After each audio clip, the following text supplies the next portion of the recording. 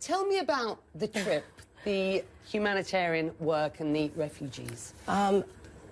It's actually very funny how it happened. I was in Turkey visiting a friend and got introduced to Prime Minister of Justice and Youth in Ankara, Abdurrahim, and was put in touch with an amazing group of people, a woman called Hilal, who worked with Bosphorus.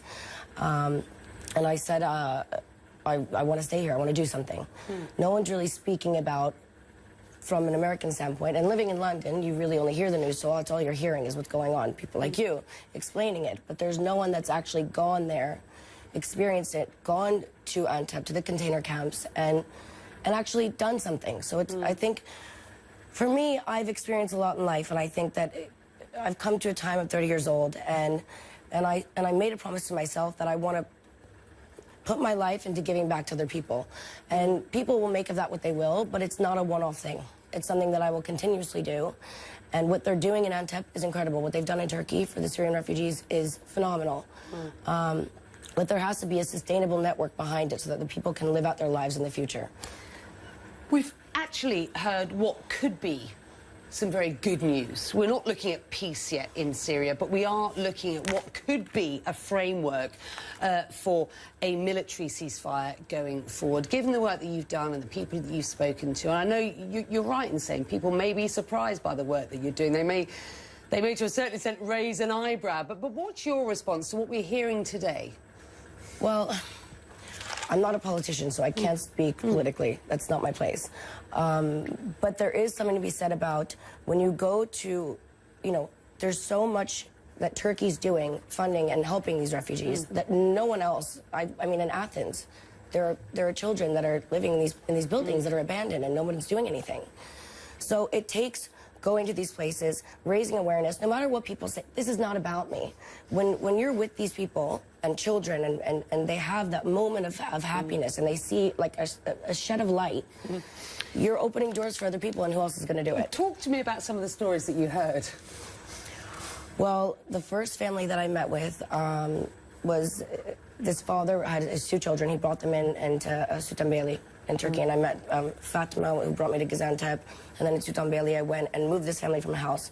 He had his legs blown off. The wife had left him for a man in Syria. She saw him as useless because he had no legs.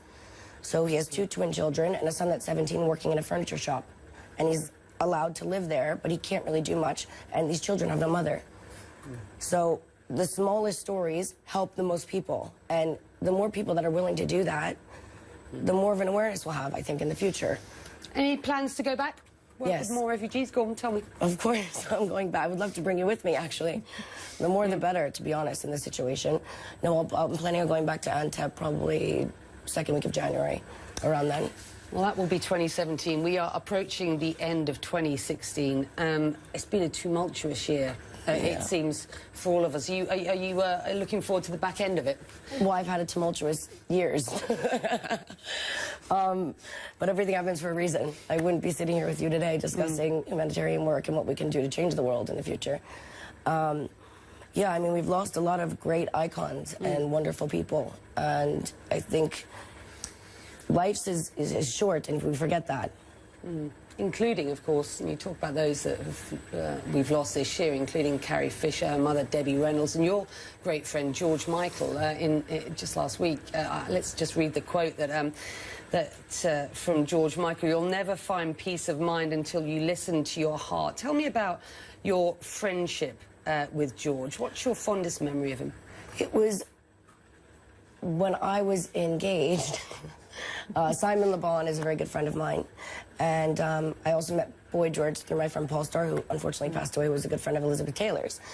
So they all kind of came into my life when I was in London more, and I had asked him to sing the song Amazing at my wedding, and then I asked Simon to sing another song from Duran Duran, and they both had said yes. And I went through, you know, a part of my life in LA where I was subjected to a lot of things, and I know, and George went through that as well, and, you know, Boy has gone through a lot, and so I relate to them in a lot of ways. And even though you're much younger than them, of course. Yes, but the people that I've always admired are unfortunately leaving us, but with a lot of memories and beautiful ones. So these are people that have changed moments in time, who have, opened doors for a lot of people when they didn't have them open for them. and you know, hard workers, and it just goes to show that no matter what happens, the stronger you are, you know, and the more you give back to other people and stand by who you are as a person, which is like love, peace, equality, is a beautiful thing. You said, and you admitted, you've had a tumultuous year. We don't have to go through it bit by bit in 2016.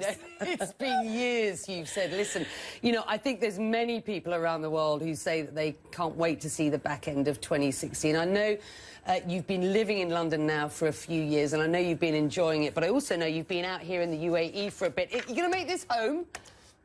Look, the Middle East has been really wonderful to me throughout my whole life, and I went through a lot with holding a Quran, and in Turkey I discussed this, and it was a support system to me and a spiritual belief that I found, and a respect for culture.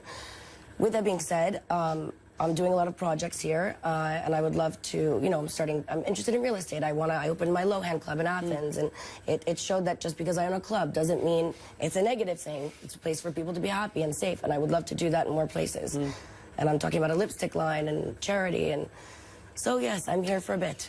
You're stuck with me.